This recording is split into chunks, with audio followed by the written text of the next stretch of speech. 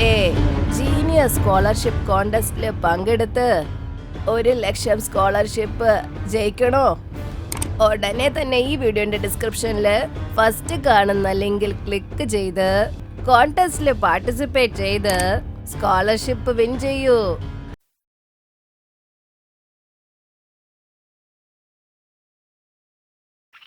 ഈ ഭംഗിയായ ഗ്രാമത്തിന്റെ പേര് മണിപ്പൂർ. ശാന്തമായ സ്ഥലം. ഇവിടെ ഒരു സമ്പന്നമായ ജോഗേന്ദ്രനാഥൻ ജീവിക്കുന്നു. പഠിത്തം മുഴുവനാക്കി തിരിച്ചു വരുന്ന ഒറ്റമോളായ സംയുക്തയുടെ വീട്ടിൽ കാത്തിരിക്കുകയായിരുന്നു.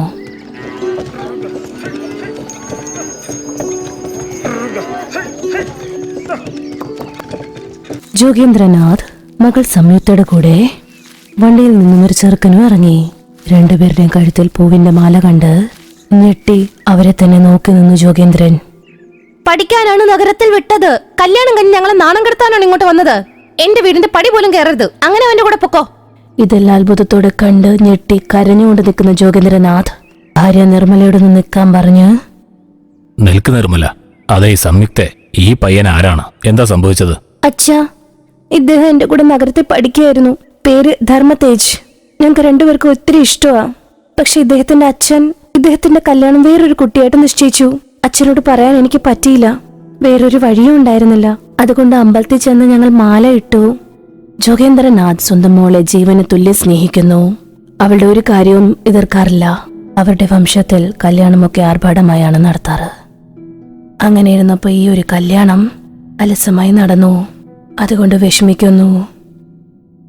കല്യാണമെന്നാൽ സ്വന്തം ബന്ധത്തോടെ വേദമന്ത്രത്തോടെ അഗ്നിസാക്ഷിയായി നടത്തേണ്ട ഒരു കാര്യമാണ്. മാത്രമല്ല, നീ എന്റെ ഒരേ ഒരു മകളാണ്. നിന്റെ കല്യാണം എനിക്ക് വളരെ ആഡംബരത്തോടെ തന്നെ ഈ ചെറുക്കൻ എവിടെന്ന് ആരാ എവിടത്തെ ഒന്നും അറിയില്ല. നമ്മുടെ മോളുടെ സമ്പത്ത് കണ്ടിട്ടാണ് ഇവൻ മയക്കി എടുത്തേക്കണം അവളെ. നമ്മുടെ സ്വത്തൊക്കെ തട്ടിയെടുക്കാനായിരിക്കും. ദയവ് ചെയ്ത് ഇല്ലാത്തത് പറയരുത്. എനിക്ക് നിന്റെ സ്വത്തും സമ്പത്തൊന്നും ആവശ്യമില്ല. ഞാൻ ധർമ്മപുരി ഗ്രാമത്തിന്റെ തലവനാ. നാഗഭൂഷണിന്റെ ഒരു മകനാ. കോടീശ്വരനാ. ജോഗേന്ദ്രനാഥ് നിർമ്മലയും ഈ കാര്യം കേട്ടപ്പോ അന്താളിച്ചുപോയി. നിന്റെ നാട് ധർമ്മപുരിയാണെന്നോ? നീ നാഗഭൂഷന്റെ മകനാണെന്നോ? അതെ, എന്റെ അച്ഛനെ നിങ്ങൾക്കറിയൂ. എനിക്ക് നന്നായിട്ടറിയാം. ഒരു കാലത്ത് ഞങ്ങളും ധർമ്മപുരിയിലായിരുന്നു. എന്നോട് ക്ഷമിക്കണേ മകനെ. ഞാൻ നീ ആരാണെന്നൊന്നും അറിയാണ്ട് ഇങ്ങനെയൊക്കെ. അങ്ങനെ പറഞ്ഞ് രണ്ടുപേരെ അകത്ത് കയറ്റി. അടുത്ത ദിവസം കല്യാണത്തിന്റെ കാര്യം പറയാൻ ധർമ്മതേജനെയും കൊണ്ട് ധർമ്മഗിരിയിലോട്ട് പോയി. ഒരിക്കലും ഈ നാട്ടിൽ കാലുകുത്തേണ്ടി വരില്ലെന്ന് വിചാരിച്ചതാണ്. ദൈവമേ, നീ തന്നെ തുണ. ധർമ്മഗിരി പോയിട്ട് നാഗഭൂഷണോട് നടന്ന കാര്യങ്ങളൊക്കെ പറഞ്ഞ്, അങ്ങേപോലെ അല്ലെങ്കിലും എനിക്കും നാട്ടിൽ സമ്പാദ്യമൊക്കെ ഉണ്ട്. സ്വത്ത് മുഴുവൻ എന്റെ മരുമകനാ. കല്യാണത്തിന് സമ്മതിക്കണം. ഇനി ഞാൻ എന്തിനു സമ്മതിക്കാനാ? അവരിപ്പൊ തന്നെ കല്യാണം കഴിച്ചു കഴിഞ്ഞില്ലേ? എന്റെ അന്തസ്സിന് ചേർന്ന പോലെ ആഡംബരമായിട്ട് ഒരു കല്യാണം നടത്താൻ പറ്റിയില്ലെന്ന വിഷമമുണ്ട്. നിങ്ങൾ കല്യാണം ചെയ്തു കൊടുക്കുന്ന ആളല്ലേ? നല്ലൊരു മുഹൂർത്തം നോക്കിക്കോളൂ. നമുക്ക് ഭംഗിയായി കല്യാണം നടത്തണം. എന്നാൽ ഒരു കാര്യമുണ്ട്. പറഞ്ഞോളൂ ഭൂഷൺ, ഞാൻ എന്താ ചെയ്യേണ്ടത്? നിങ്ങൾക്കറിയാത്ത കാര്യമൊന്നുമല്ല. നിങ്ങളും ഈ നാട്ടിലല്ലേ ജീവിച്ചിരുന്നത്. നമ്മുടെ നാട്ടിലെ ആചാരം പോലെ രണ്ടു കൂട്ടരുടെയും അച്ഛനമ്മമാരുടെ സമ്മതമില്ലാതെ ഈ പ്രണയ വിവാഹം നടന്നുകൂടാ.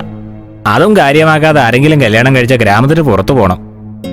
ഒരുപാട് വർഷം മുമ്പേ നടന്ന കുമരയ്യയുടെ മകന്റെ കല്യാണം, നാനി ബാബു മല്ലേശ്വരിയുടെ മകൾ വെണ്ണിലായുടെ കല്യാണം അവസാനം ഉണ്ടായിരുന്ന ജോഡിയായിരുന്നു.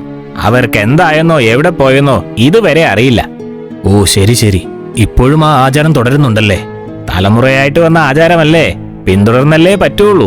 എന്റെ മകനും എന്റെ അനുമതിയില്ലാതെ കല്യാണം കഴിച്ച് എന്നെ അപമാനിച്ചതുകൊണ്ട് എനിക്ക് എന്റെ നാട്ടുകാരുടെ മുഖത്തേക്ക് നോക്കാൻ പറ്റില്ല. അതുകൊണ്ട് എന്റെ ഗ്രാമത്തിലെ എല്ലാ വീട്ടിലേക്കും പോയി ഇവരുടെ പ്രണയവിവാഹത്തെക്കുറിച്ച് പറഞ്ഞ് എല്ലാവർക്കും ക്ഷണപത്രം കൊടുത്ത് വിരുന്നിന് നിങ്ങൾ ക്ഷണിക്കണം. ആർത്തിമൂത്ത് ജോഗേന്ദ്രൻ ആ കാര്യത്തിന് സമ്മതിച്ചു. വരുന്ന 21 ദിവസത്തിൽ നല്ല മുഹൂർത്തമുണ്ട്. മണിപ്പൂർ പോയി കല്യാണത്തിന് ആവശ്യമുള്ള കാര്യങ്ങൾ ചെയ്ത് കല്യാണത്തിന് എല്ലാവരെയും ക്ഷണിക്കുകയും ചെയ്തു.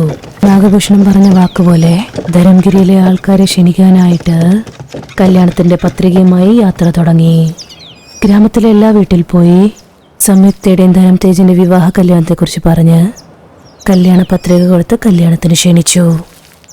ഇനി 4 വീടുകളിൽ വിളിക്കാനുണ്ട്. ആ 4 പേരുടെ വീട്ടിലേക്ക് പോവാൻ എനിക്ക് ഭയങ്കര പേടിയാ. എന്തിനാ പേടിക്കുന്നത്? ഒരു സമയത്ത് കൂട്ടുകാരനല്ലായിരുന്നോ? പിന്നെ മരിച്ചിട്ട് 25 വർഷമായില്ലേ? ധൈര്യത്തോടെ അങ്ങ് പോകാന്നേ. വരൂ.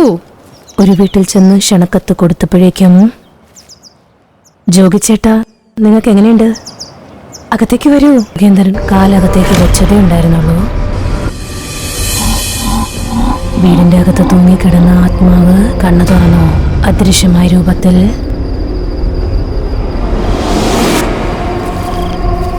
ആ പ്രേതാത്മാവ് ജോഗേന്ദ്രന്റെ പുറകെ വന്നു. വേറൊരു കൂട്ടുകാരൻ ഗംഗുവിന്റെ വീട്ടിലേക്ക് കാലുവെച്ചതും, വന്നല്ലേ വന്നല്ലേ, നിനക്ക് വേണ്ടിയായിരുന്നടാ ഞാൻ ഇത്രയും കാലം കാത്തിരുന്നത്. കല്യാണ പത്രിക കൊടുത്ത്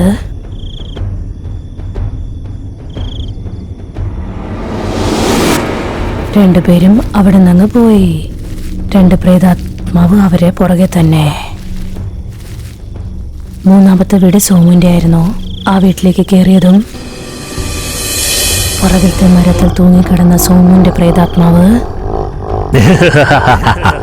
വാ, നിന്നെ എടുത്തുകൊണ്ടുപോയി കൊന്നു നിന്നെ എന്റെ ഭക്ഷണമാക്കും ഞാൻ.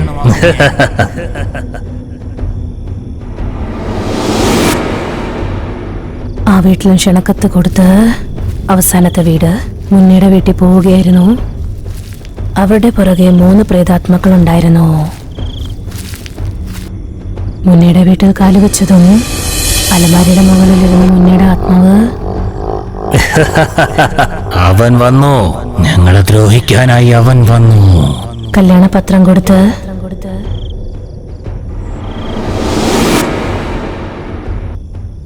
സ്വന്തം ഗ്രാമത്തിലേക്ക് തിരിച്ചു പോകുന്ന സമയം വിചാരിച്ച വഴി എത്തിയപ്പോഴേക്കും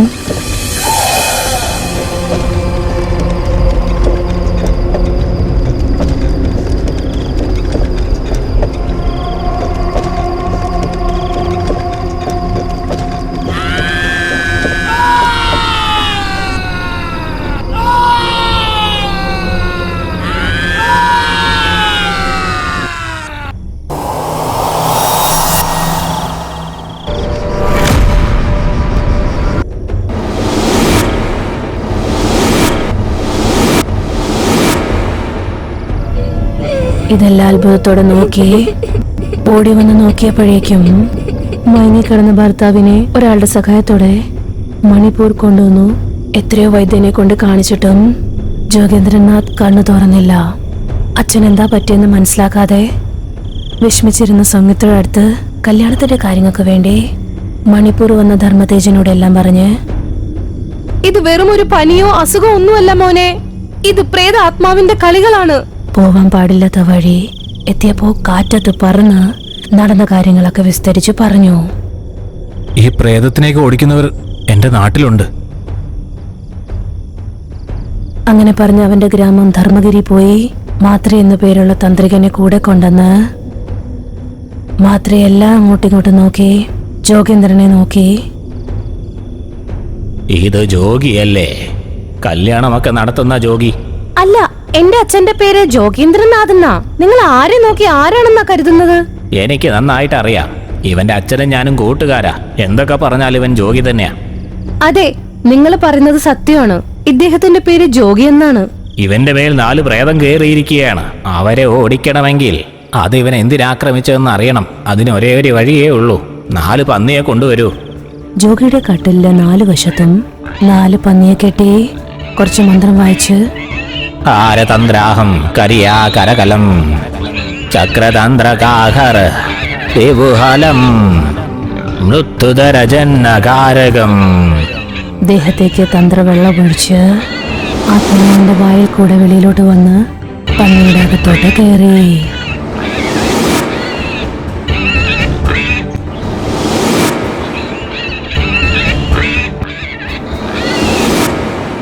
ആ 4 പന്നിയുടെ ആൺമക്കളെ കുറച്ചു നേരത്തേക്ക് പിടിച്ചു വച്ചിരിക്കും.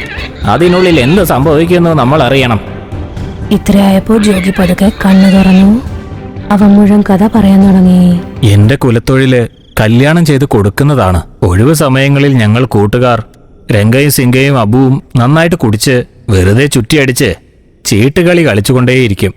എല്ലാവരും കേട്ടോളൂ, കുമരയ്യന്റെ മകൻ നാനി ബാബു, മല്ലേശ്വരിയുടെ മകൾ വെണ്ണില, 2 പേരും അനുമതിയില്ലാതെ കല്യാണം കഴിച്ചിരിക്കുന്നു. അവരെ ഊരു വിലക്കുന്നു. അവരോട് സംസാരിച്ചാലും അവരെ സഹായിച്ചു കഴിഞ്ഞാലും അവർക്ക് ശിക്ഷ ലഭിക്കുന്നതാണ്. പാവടാ ജോജി, ഒരു കമിതാക്കളെ കൂടി നാട്ടിൽ നിന്ന് ഓടിക്കുകയാണ്. അവരെ കുറിച്ച് ആലോചിക്കണ്ടടാ. രാത്രിയിൽ എല്ലാരും തയ്യാറല്ലേ? പണത്തിനു വേണ്ടി അതാത് സമയങ്ങളിൽ 5 പേർ മുഖംമൂടിയൊക്കെ ധരിച്ച് കാട്ടിലുള്ള വഴിയിലൂടെ നടന്നു പോകുന്നവരെ അടിച്ചു വീഴ്ത്തി അവരുടെ പൈസയും സ്വർണവുമെല്ലാം ഞങ്ങൾ കൊള്ളയടിക്കും. ഇതിനിടയ്ക്ക് ഒരു മന്ത്രം കേട്ടു. ഞങ്ങൾ അവിടെ ചെന്ന് നോക്കിയപ്പോൾ കണ്ടത് ശ്മശാനത്തിൽ മന്ത്രവാദം ചെയ്തുകൊണ്ടിരുന്ന മിത്രയെ കണ്ടു. ആരുതന്ത്രഹം കരിയാ കരകലം ചക്രതന്ത്രഹം ഘരിയാ ദിവകലം മൃത്യുഘോരകം ഘരിയാ അരാജകം. ആ മന്ത്രവാദി മിത്രൻ ആരെയോ മന്ത്രവാദം ചെയ്യുകയാണ്. അങ്ങനെ അവിടെ നിന്ന് ഞങ്ങൾ പോയി.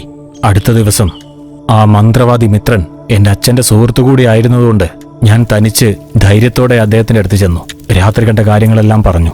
മിത്ര, മര്യാദയ്ക്ക് കഴുത്തിലുള്ള ആ സ്വർണം എനിക്ക് തന്നേക്ക്. ഇല്ലെങ്കിൽ മന്ത്രവാദം ചെയ്തതും ശവത്തെ പൂജിച്ചതൊക്കെ നാട്ടുകാരോട് പറയും. വിട്ടി, ഈ സ്വർണം ഉപയോഗിക്കാൻ പറ്റില്ല. മൃത്യുദേവതയിരിക്കുന്ന ആ താഴ്വാരത്തിലേക്കുള്ള വഴിക്ക് വേണ്ടി ഞാൻ പൂജ ചെയ്തുകൊണ്ടിരിക്കുക. അവിടെ പോയാൽ ഒരുപാട് സ്വർണം ലഭിക്കും. സത്യമാണോ? സത്യമാണ്. അതെനിക്ക് ഒറ്റയ്ക്ക് ചെയ്യാൻ കഴിയില്ല. ഇന്നാണ് അതിന്റെ അവസാനത്തെ പൂജ. അതിനുശേഷം എനിക്ക് മൃത്യുദേവതയുടെ താഴ്വരയിലേക്കുള്ള വഴിയും മറ്റു രഹസ്യവും ലഭിക്കും. മിത്രന്റെ കൂടെ ഞാൻ പോയി. ശ്മശാനത്തിലെ ശവപൂജയ്ക്ക് ഞാൻ അയാളെ സഹായിച്ചു. ആരുതന്ത്രഹം കരിയാ കരകലം ചക്രതന്ത്രഹം ഘരിയാ ദിവകലം മൃത്യുഘോരകം ഘരിയാ അരാജകം. ശവ എന്തോ പറഞ്ഞു.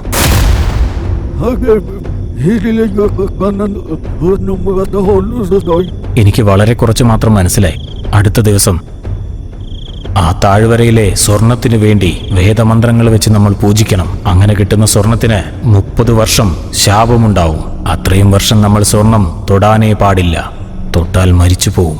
അങ്ങനെ സ്വർണമിരിക്കുന്ന ആ താഴ്വരയിലേക്കുള്ള വഴി പറഞ്ഞു തന്നു. 2 ദിവസം ഞാൻ ആലോചിച്ചുകൊണ്ടിരുന്നു. എത്ര നാളെ ഇങ്ങനെ ചില്ലറ പൈസയ്ക്ക് വേണ്ടി കഷ്ടപ്പെടുന്നത്. ഇനി ചെറിയ ചെറിയ മോഷണം നടത്തിയിട്ട് കാര്യമില്ല. മൃത്യുദേവതയുടെ താഴ്വരയിലേക്ക് പോയി ആ സ്വർണം ഞാൻ സ്വന്തമാക്കും.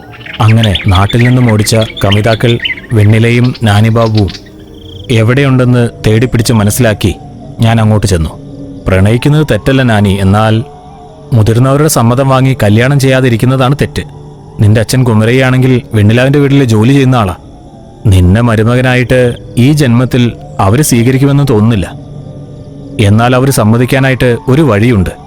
അതെന്താണെന്ന് പറയൂ. എത്ര കഷ്ടമുള്ളതാണെങ്കിലും ഞാൻ ചെയ്യാം. ഹിമഗിരി താഴ്വരയിലെ ദേവതയുടെ മുമ്പിൽ വേദമന്ത്രങ്ങളോടെ വിവാഹം ചെയ്താൽ നിങ്ങളുടെ അച്ഛനമ്മമാരുടെ മനസ്സ് ആ ദേവത മാറ്റിമറിച്ചിടും. എന്റെ സുഹൃത്തിന് ജീവഹാനി ഉണ്ടെന്ന് ജ്യോത്സ്യര് പറഞ്ഞതുകൊണ്ട് അകാല മൃത്യുഹോമം ചെയ്യാൻ വേണ്ടി ഞങ്ങൾ അങ്ങോട്ട് പോവുകയാണ്. നിങ്ങളും വന്നോളൂ. നിങ്ങളുടെ കല്യാണം ഞാൻ നടത്താം. അത്രയും ദൂരം വരാനുള്ള കാശൊന്നും ഞങ്ങളുടെ കയ്യിലില്ല. ക്ഷമിക്കണം. നീ ഒട്ടും വിഷമിക്കേണ്ട സഞ്ജയ്. എന്റെ ആഭരണങ്ങളില്ലേ, അത് കൊടുക്കാം. നമ്മുടെ ഗ്രാമത്തിലുള്ള ആൾക്കാരല്ലേ, പേടിക്കണ എന്തിനാ? അമ്മ അച്ഛനൊക്കെ സമ്മതിക്കും. അപ്പം നമുക്ക് ഗ്രാമത്തിൽ പോവാലോ. അനാഥരായിട്ട് എന്തിനാ ഇവിടെ ജീവിക്കുന്നേ? ശരി വെണ്ണില, അങ്ങനെ തന്നെ ആവട്ടെ. ഇങ്ങനെ അവരെ പറഞ്ഞ് വശത്താക്കി ഞങ്ങളുടെ കൂടെ വരാൻ പറഞ്ഞു. അവരുടെ കയ്യിൽ നിന്ന് സ്വർണം വാങ്ങി എന്റെ സുഹൃത്തുക്കളോടതൊക്കെ പറഞ്ഞ് 4 പേരെയും ഞാൻ അവിടേക്ക് വരുത്തി. സ്വർണത്തിന്റെ കാര്യം പറഞ്ഞതും മുന്നും പിന്നും നോക്കാതെ അവർ സമ്മതിച്ചു. നാളെ പോകണമെന്ന് പറഞ്ഞപ്പോൾ യാത്ര ചെയ്യാനായിട്ട് അത്യാവശ്യം പണം ചെലവാകും. വരുമ്പോൾ വീട്ടിൽ നിന്നും കുറച്ച് സ്വർണം എടുത്തുകൊണ്ട് വന്നോളൂ. അവരെല്ലാവരും സ്വർണം ഭാണ്ഡത്തിലാക്കി കൊണ്ടുവന്നു. ഭാണ്ഡവും തൂക്കി ഞങ്ങൾ നടന്നു. പോകുന്ന വഴിയിൽ വെണ്ണിലാവിനെയും നാനിയെയും ഞങ്ങൾ കൂടെ കൂട്ടി. 4 ദിവസത്തെ കഠിനമായ യാത്രയായിരുന്നു. കഷ്ടപ്പെട്ട് മൃത്യു താഴ്വരയിലേക്ക് ഞങ്ങളെത്തി. അവിടെ പോയി നോക്കിയപ്പോൾ ആ താഴ്വരയിലുള്ള പാറകളിൽ അസ്ഥികൂടങ്ങൾ തൂങ്ങിക്കിടപ്പുണ്ടായിരുന്നു. ആ കാഴ്ചയെല്ലാം കൂടെ വന്നവർ കണ്ട് ഞെട്ടിപ്പോയി. നമ്മൾ എവിടേക്കാ പോകുന്നത്? കല്യാണം കഴിപ്പിച്ചു തരാമെന്ന് പറഞ്ഞിട്ട് ഞങ്ങൾ എങ്ങോട്ടാ കൊണ്ടുപോകുന്നേ? ഞാൻ പറഞ്ഞില്ലേ, ഇവിടെ ദേവതയുടെ മുമ്പിൽ വെച്ച് കല്യാണം കഴിച്ചാൽ നിങ്ങളുടെ മാതാപിതാക്കളുടെ മനസ്സ് മാറും. അവര് വീണ്ടും നിങ്ങളെ ഗ്രാമത്തിലേക്ക് വിളിക്കും. ഇങ്ങനെ കള്ളം പറഞ്ഞ് ഗുഹയിലേക്ക് കൂട്ടിക്കൊണ്ടുപോയി. മിത്ര പറഞ്ഞതുപോലെ ഗുഹയ്ക്ക് നടുവിലെ മൃത്യുദേവത. സൂക്ഷിക്കണം, ശില്പം തൊട്ടുപോകരുത്, തൊട്ടാൽ മരിച്ചു പോകും. ആ ദേവതയുടെ മുമ്പിൽ വെച്ച് വേദമന്ത്രങ്ങളോടെ കല്യാണം കഴിക്കണം. മിത്ര പറഞ്ഞതുപോലെ കല്യാണം കഴിച്ചിട്ട് മാല തമ്മിൽ മാറിയപ്പോൾ ആ പുതുമൊടികൾ അവിടെ വെച്ച് തന്നെ അസ്ഥികൂടങ്ങളായി മാറിപ്പോയി. അത് കണ്ട് ഒരുപാട് സന്തോഷിച്ചു. എൻ്റെ സുഹൃത്തുക്കളെല്ലാവരും ഒരുപാട് സന്തോഷിച്ചു. പറഞ്ഞ പോലെ തന്നെ നീ എല്ലാം ചെയ്തല്ലോടാ. ഇനി നമ്മൾ കോടീശ്വരന്മാരാ. അല്ല, ഇത്രയും സ്വർണം നമ്മൾ എങ്ങനെ കൊണ്ടുപോവാനാ? അതിൽ നിന്ന് 4 സ്വർണ്ണ നാണയം എടുത്തിട്ട് ഒരു കുതിരവണ്ടി മേടിച്ചിട്ട് നമുക്ക് അതിലിട്ടോണ്ടങ്ങ് പോവാന്നേ. അതൊക്കെ പോട്ടെ, 3 ദിവസമായിട്ടൊന്നും കഴിച്ചിട്ടില്ല, വിശക്കുന്നുണ്ട്.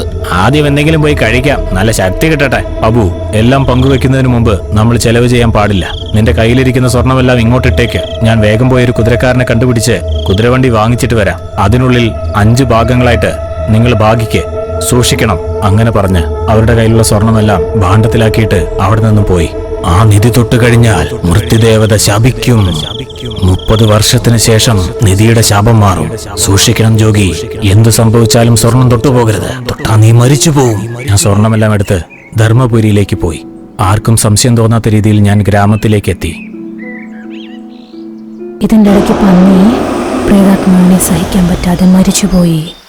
അതിൽ നിന്നൊരാത്മാവ് കറുത്ത പുകയായി അവന്റെ വായിലേക്ക് കയറി.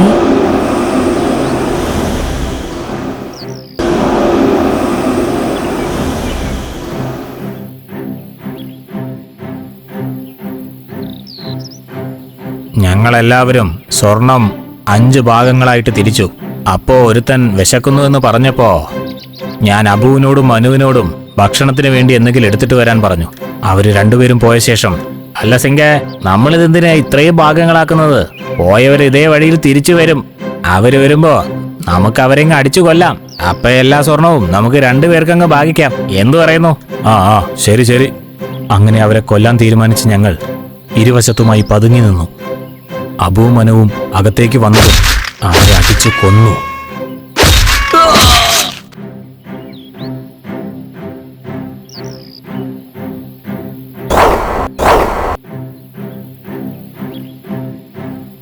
ഭക്ഷണം കൊണ്ടുവരാൻ വേണ്ടിയാ ഞങ്ങൾ അയച്ചത്. പക്ഷെ അത്യാഗ്രഹം കൊണ്ട്.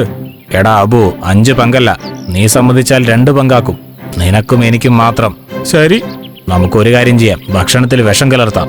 ഞങ്ങൾ വിഷം ചേർത്ത ഭക്ഷണം കഴിച്ചിട്ട് അവർ രണ്ടുപേരും മരിച്ചു. ഞങ്ങൾ അടിച്ചു കൊന്ന ശേഷം അവർ ഞങ്ങളെപ്പോലെ മരിച്ചു വീണു. ഇവർക്ക് സ്വർണം കിട്ടിയാൽ ഞാൻ പറഞ്ഞതാണ്. 30 വർഷത്തിന് ശേഷം 2 പേരെയും കൊണ്ടുവന്ന് 2 പേരുടെയും പങ്ക് കൊടുക്കാൻ വേണ്ടി പറഞ്ഞതാ. എന്നാൽ അങ്ങനെ ചെയ്യാതെ സ്വർണം എടുത്തുകൊണ്ട് ഓടിപ്പോയി. മഷിയിട്ട് എവിടെ ഇരിക്കുമെന്ന് ഞാൻ കണ്ടുപിടിച്ചേനെ. 30 വർഷത്തിന് ശേഷം സ്വർണം എടുക്കാൻ വേണ്ടി പോവും. അപ്പ പിടിക്കാമെന്ന് വിചാരിച്ച് ഞാൻ ചുമ്മാതിരുന്നു. സ്വർണത്തിന്റെ കാര്യമെല്ലാം വിട്ടേക്കൂ. ആദ്യം എന്റെ അമ്മാവനെ രക്ഷിക്കൂ. സാധാരണ പ്രേതങ്ങളെയൊക്കെ എനിക്ക് ഓടിക്കാൻ കഴിയും. എന്നാൽ ബലശാലികളായ ഈ പ്രേതങ്ങളെ എനിക്ക് ഓടിക്കാൻ കഴിയില്ല. ഇതെല്ലാം ഒളിഞ്ഞു നിന്ന് കേൾക്കുന്ന ബിർജു അകത്ത് പോയി. എന്റെ മകൻ നാനിയെ നാട് കടത്തുമ്പോൾ അടുത്ത നാട്ടുകാരോട് ജോജി സംസാരിക്കുന്നത് കേട്ടു. പിന്നീട് 25 വർഷത്തിന് ശേഷം ക്ഷണപത്രമായിട്ട് വന്നതാ. കല്യാണം കഴിച്ചപ്പോൾ ഇവൻ ദരിദ്രനായിരുന്നു, പിന്നെ എങ്ങനെ കാശുകാരനായി? എന്റെ മകനെ കുറിച്ച് എന്തെങ്കിലും അറിയണമെന്ന് വിചാരിച്ച് ഞാൻ ഇവന്റെ പിന്നാലെ പോയി. സ്വർണത്തിന് വേണ്ടി എന്റെ മകനെ ഇവൻ കൊന്നുകളഞ്ഞു. ഈ ക്രൂരനെ നിങ്ങൾ രക്ഷിക്കാൻ വേണ്ടി ശ്രമിക്കുന്നു. നിങ്ങൾക്ക് മനസാക്ഷിയില്ലേ? ഇതെല്ലാം കേട്ട് സംയുക്തയ്ക്ക് ആകെ ദേഷ്യം വന്നു. എന്റെ അച്ഛനെ ആ താഴ്വരയെ കൊണ്ടിട്ടേരെ. ധർമ്മ, എനിക്ക് ഇതുപോലത്തെ ഒരു അച്ഛന്റെ മകളാന്ന് പറയാൻ തന്നെ നാണക്കേട് തോന്നുകയാണ്. ആ താഴ്വരയിലേക്കുള്ള വഴി പറഞ്ഞു തരൂ. എന്തിനു പറയണം, ഞാൻ തന്നെ കാണിച്ചു തരാം. 5 വർഷത്തിൽ ആ സ്വർണത്തിന് ശാപമെല്ലാം മാറിക്കിട്ടും. എത്ര സ്വർണമുണ്ടെന്ന് ഞാൻ പോയി നോക്കിയിട്ട് വരാം. ഇത്രയും പറഞ്ഞ് പ്രേതാത്മാവ് കൂടിയിരിക്കുന്ന ജോഗിനെ കയറുകൊണ്ട് കെട്ടി മാത്രി പറഞ്ഞ വഴിയിലൂടെ കുതിരവണ്ടിയിൽ കയറ്റി പോകുന്നു. ഹിംഗിരി താഴ്വാരെത്തി മൃത്യുയുടെ ദേവത ഗുഹയിൽ പ്രേതാത്മാവ് കൂടിയിരിക്കുന്ന ജോഗിനെ കൊണ്ടുവന്ന്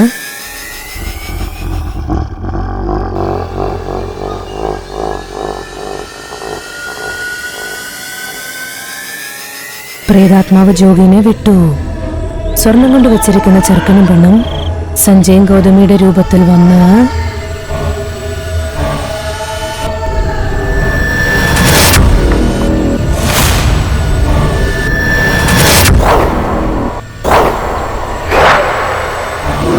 ജോഗിയുടെ കൂടെ മാത്രേനെയും കൊന്നുകളഞ്ഞു.